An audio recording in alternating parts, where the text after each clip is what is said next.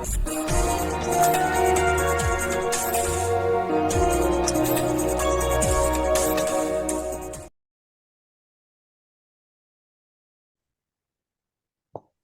right, so Luke Burmaster, you were the 2025 Division II City Champion at heavyweight for Petrides Wrestling. How did it feel winning a city title your first year of wrestling? Uh, the city title. I mean, to be honest with you, the first year of wrestling was honestly like my hardest year because the first year of wrestling, I wrestled for like 2 weeks and I absolutely got demolished because I wrestled two tournaments and I got cooked. I went 0-2. And real actually what happened my freshman year was I ended up quitting for about 2 weeks. I quit the team and I just like because I was like I kept losing and I was like everyone else winning and this like not fun. And then I had a bunch of people, they told me like, I should come back to wrestling. And then I decided to come back and then, it started to get funner as like the experience go on, even though I kept losing because my freshman year I went 0-8. But nah, winning the state championship was probably my first year. It was honestly, it was special for me personally. Remember that dual meet I was on commentary for? You were like, you had a cradle and you were like taking forever to finish Yeah. that cradle, but then you finally finished it and got the pin. Yeah, it was So good. yeah. So you go to Albany. It's like you said, you were like a late bloomer, right? You just started picking up some significant wins way back at the end. Yeah. So how did it feel being at states when you barely know what wrestling is? I mean, being at States, it was definitely an eye opener. Like I like you go from like no offense like the PSAL wrestlers, but some of them are like either you're like in PSAL like you're either really good or you're like really bad or like you're in the middle. And going from beating kids in the PSAL to going to like states like where there's like actual kids like they're like good and they like they know how to like technically wrestle and stuff. Like they're very technical and stuff like with arms and they like I was on bottom in my first match and a kid started throwing in legs. And I was like, wait, this is 285. This never happens. And but yeah, it was definitely an eye opener. Yeah, they're different up there. They eat healthier. They've been training a lot longer. Even Yeah, the they're built freshmen, different. yeah, even like the guys that started in ninth grade up there, believe it or not, they still do pretty well just because the coach is different. Uh, like we, even when I was in high school, the culture, we just noticed the coach is different whenever we go out of the city and compete. Yeah, like one of the kids up there, I'm pretty sure everyone knows him now. PJ Duke. That guy is just even though he's from New York, he's like a top wrestler. Like he's like top dog.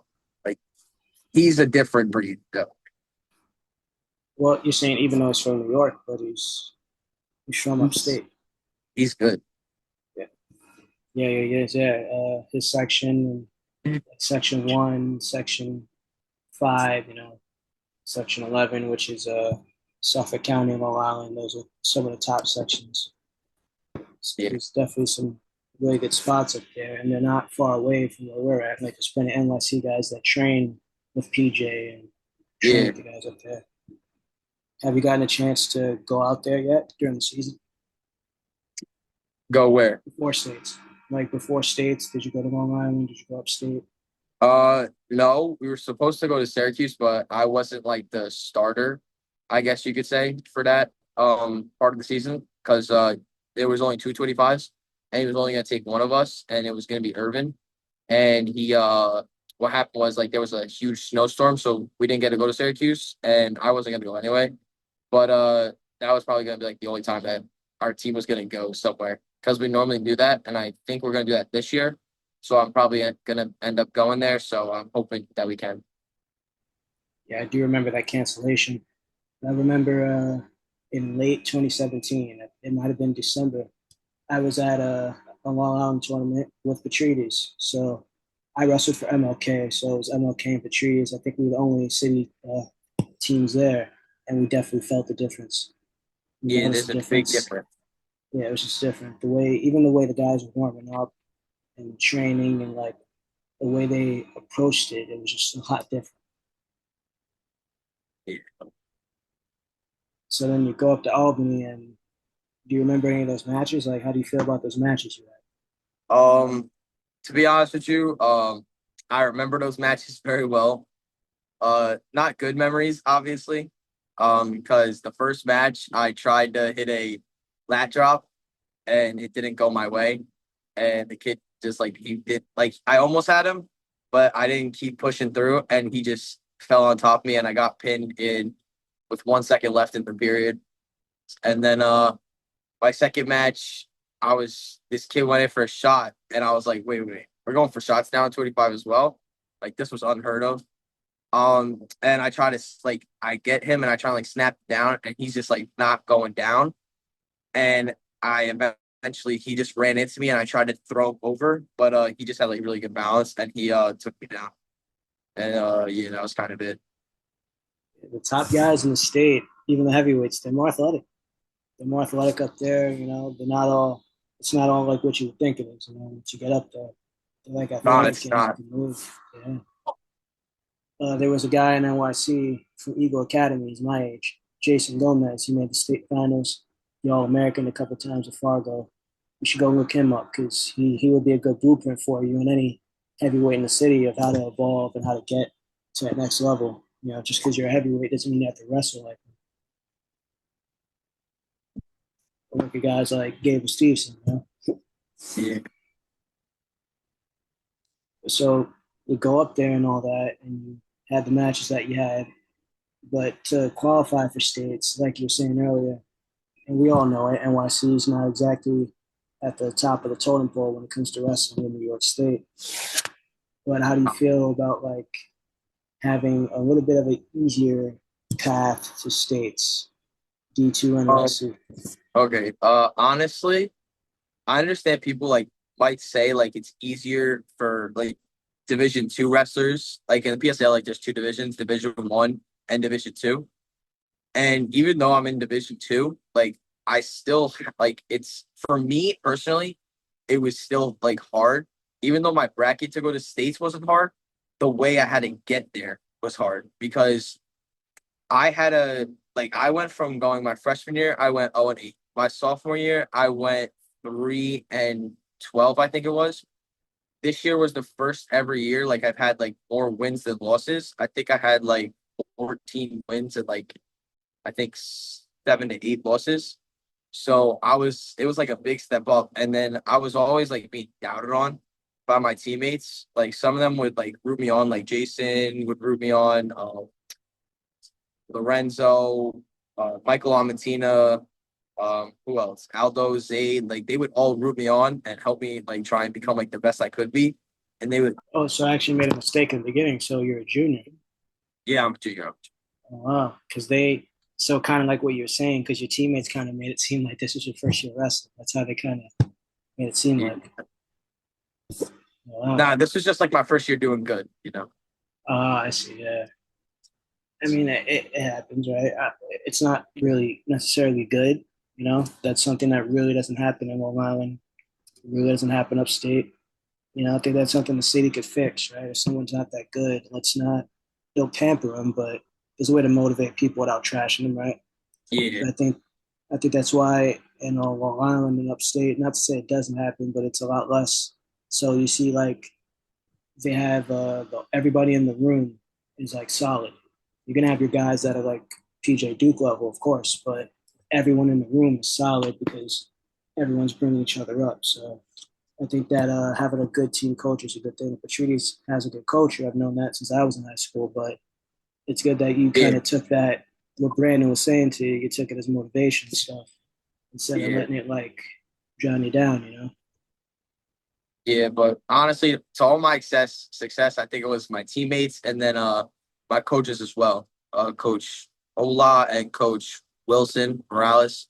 We added him last year actually, and he helped me. He coached me my first win, and I thought that was like really cool. And then he ended up coaching me this season, like most of my matches, because Ola would be like helping out like the little kids like Gio, Rocky, Lorenzo, Jade, like and stuff like that. And then I always had Wilson, help coach me And I feel like he was like, and he would like practice with me and teach me moves and stuff. While Ola was like helping like the lighter weights, Wilson was helping the heavier weights, and helping me like get to where I wanted to be this season. Yeah, that makes sense. Wilson's always been a big guy.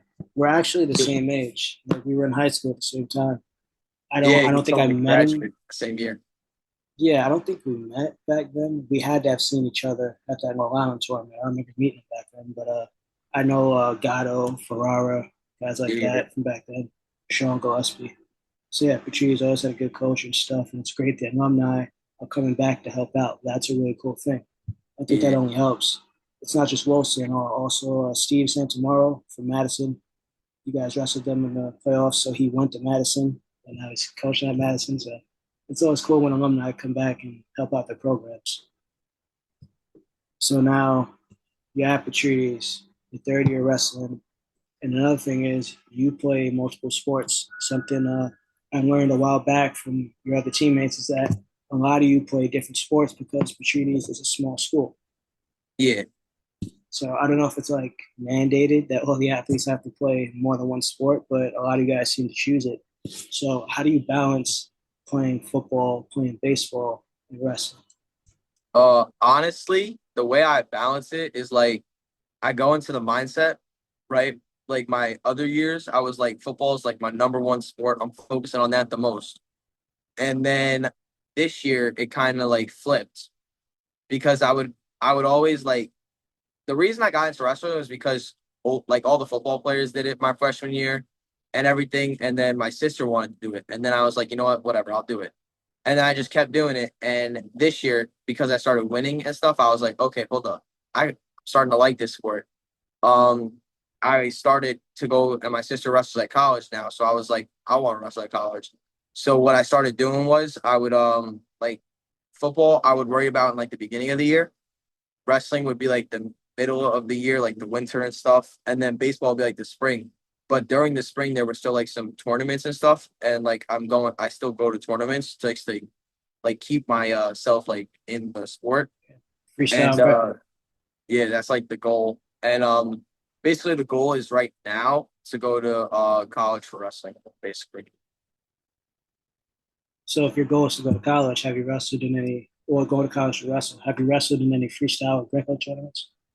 Uh, Not really freestyle and Greco, but like I go to like ESU. They were holding because I'm trying to go there. Because they're Division 2. They were holding a like training camp, and it was like a whole week of training camp, and then they had a tournament at the end. And I ended up going there, and when I went there, it was like they had kids from PA, Long Island, like they were good, and I ended up taking fifth at that tournament, and there were 20 kids in the bracket. So I mean, I didn't think I did terrible. It was like it was folk style wrestling, so it's like what I'm used to. But I didn't think I did terrible for wrestling like PA kids and stuff like that because I heard like PA is like really good at wrestling and stuff. So I thought I did pretty good. Yeah, 5 out of 20. That's pretty good. That's pretty good. That's really good. Yeah, like at states when I went 0-2 and I like lost, I that flipped like a switch in my head and I was like, okay, I know what I have to do now. Like now I know what I have to do to win, and that's the goal, like just to win. That's right. Yeah.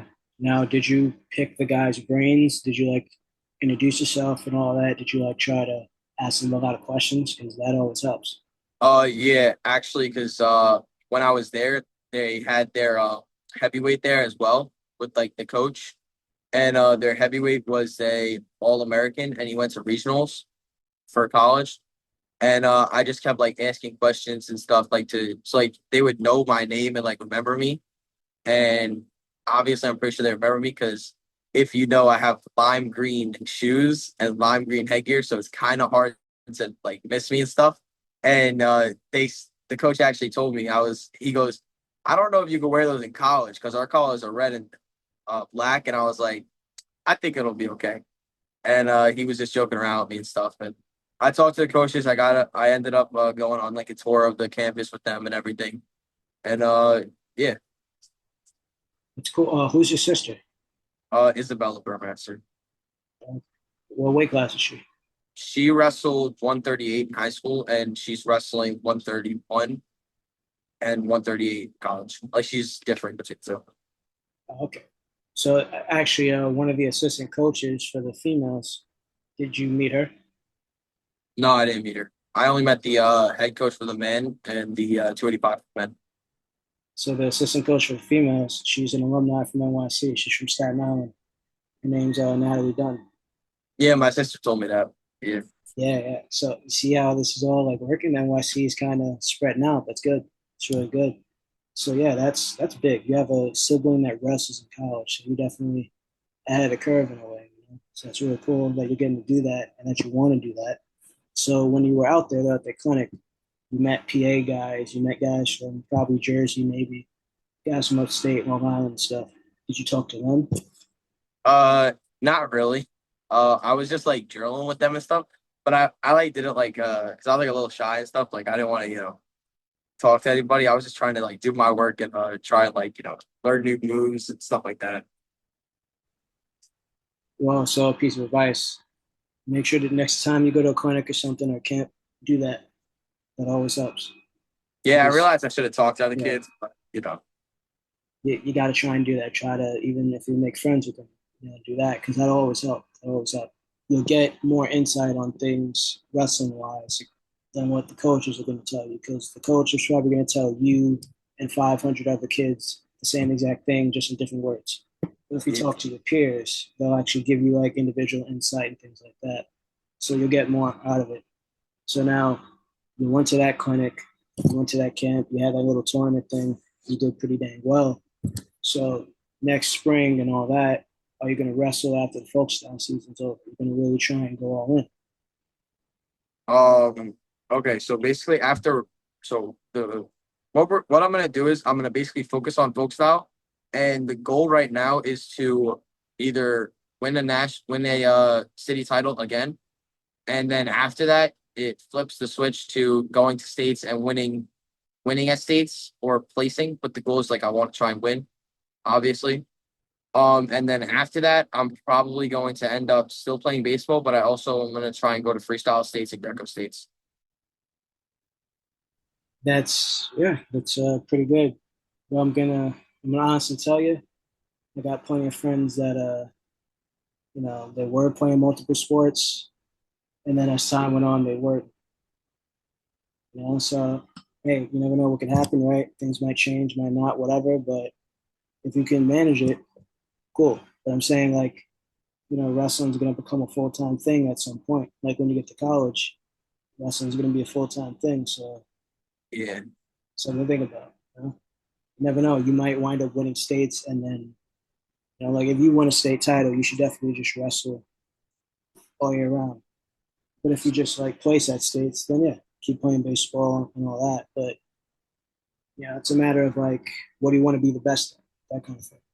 Yeah. Man, I win a state title. Everyone's gonna know I won a state title. I'm gonna be saying that all the time. Yeah, of course. Yeah, they're gonna be surprised at that. I'm gonna be wearing that medal around my neck like it's a piece of jewelry. Yeah.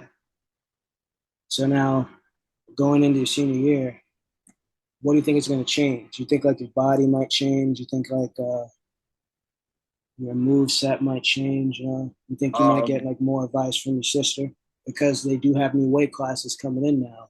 So yeah. now Well, the not for me really. heavyweights. Nothing changes. Well, so actually some things might change because I was there at Cities as you know, so I watched the match with you and Irvin. You had a very significant weight advantage over Irvin. So this time around you're not really going to have that because the new weight classes. So, like, let's say Irvin still had another year, he would be able to wrestle guys his size because they have a new weight class. So now all the guys you're going to wrestle are going to be your size. Wait, they're So making big classes for 285 now? no, that's going to stay the same, but there's going to be another weight class. Like what's below 285 right now? 215. Is there going to be something in between that?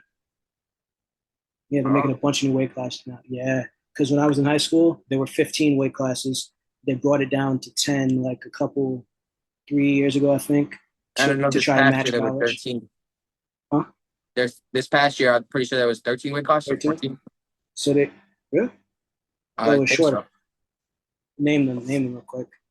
101, 108, 116, 124, 131, 138, 140, 145, 150, 1, 155, I'm pretty sure, or like 160, 170, 190, 215, 285. There was 13.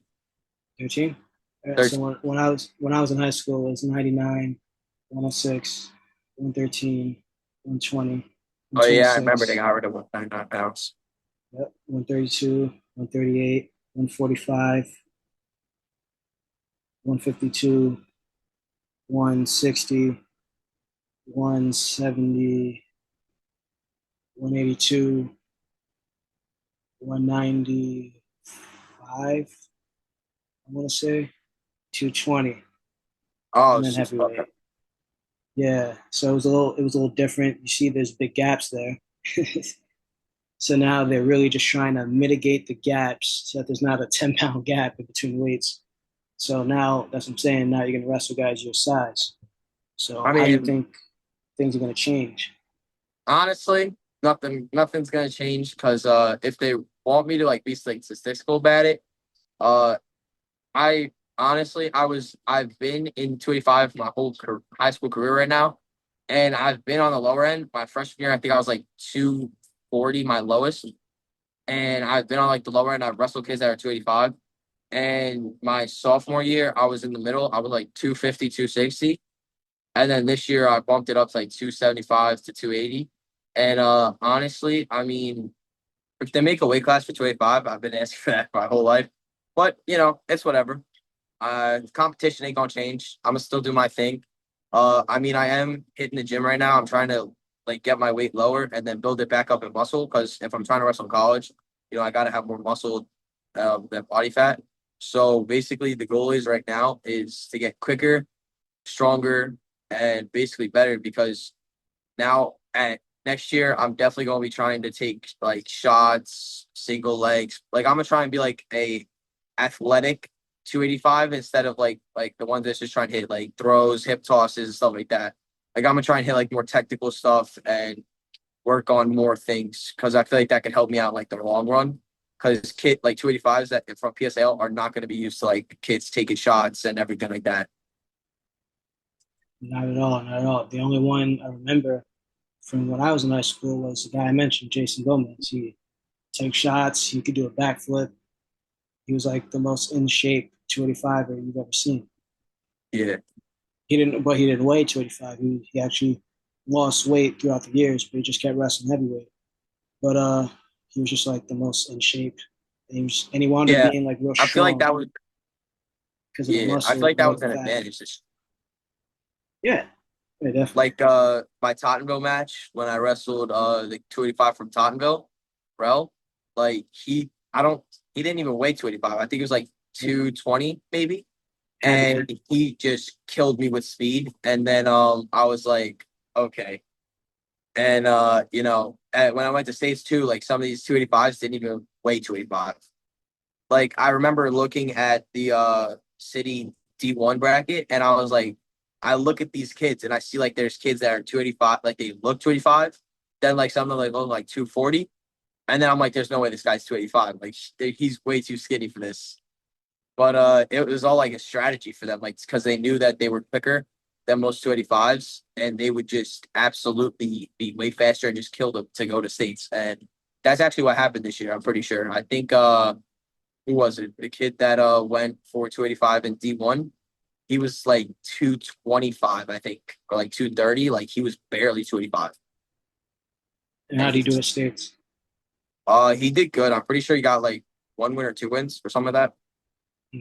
But also, like I said, with the weight classes, it's a thing with the weight classes, right? It's either they use their speed and try to wrestle the heavier guys, or they cut a bunch of weight. Yeah. So, like you take your pick. Yeah, I remember our teammate Aldo. He wrestled 190 the whole season until cities came and boroughs came. He wrestled 215, and he was just faster than everybody. And but he was like more technical too. Like he had like really good like bottom and top and neutral. Like he's because he has like a jujitsu background. He was like really good with everything. So Yeah, that helps for a bit, but that's why they're fixing the weight classes up, and I'm glad they're doing that so everybody could kind of be like on equal playing field. So now the last question is, are you ready? Just are you ready for next season? Man, I'm definitely ready for next season, especially if they make these new weight classes, like where if they have like a weight class in the middle for 285, I'm definitely gonna stay in the higher end of that because I ain't trying to wrestle lower. Because I definitely think that these higher heavyweights are not gonna like because if I learn how to take shots and everything, like they're not gonna be ready. Sounds like a plan. Getting ready to take those shots and stuff, do stuff that I used to do. That's the goal. So it seems like you got everything down packed. Seems like you're ready. So best of luck next season. Thank you. Yeah, thanks for coming on. No problem.